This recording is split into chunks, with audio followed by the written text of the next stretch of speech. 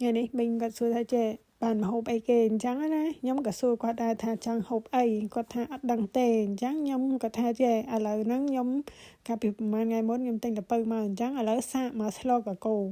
ខ្ញុំមិនដែរស្លកកោខ្ញុំគឺអត់ដែរដាក់ល្ពៅទេបងប្អូនតាំងពីមកនៅនេះគឺអត់ដែរដាក់ល្ពៅទេដោយសារតែល្ពៅនៅនេះវាមានច្រើនម៉ូតច្រើនម៉ាក់ហើយខ្ញុំអត់ដឹងថា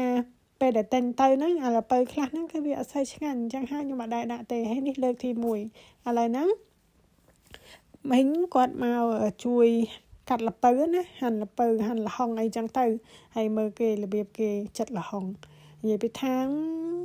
ដោយតាពូដែរទេអត់ទៅណាឆ្ងាយទេគាត់ថាមកជួយធ្វើម្ហូបមកទាំងអស់គ្នាតែម្ដងហើយសម្លកកូររបស់ខ្ញុំហ្នឹងគឺលឿនមែនតើតែមួយផ្លែតហ្នឹងគឺស្លឆ្អិនហើយមិនផ្លេចទេអាស្លឹកជ្រលួងហ្នឹងដោយសារតែនៅនេះអត់មានស្លឹកបាសស្លឹកម្រុំអីទេតែរើទិញដែរប៉ុន្តែវាអត់មានអញ្ចឹងហើយខ្ញុំដាក់តែអាស្លឹកជ្រលួងមកមុខនឹងឯងហើយឥឡូវហ្នឹងគឺឆ្អិនហើយឆ្ងាញ់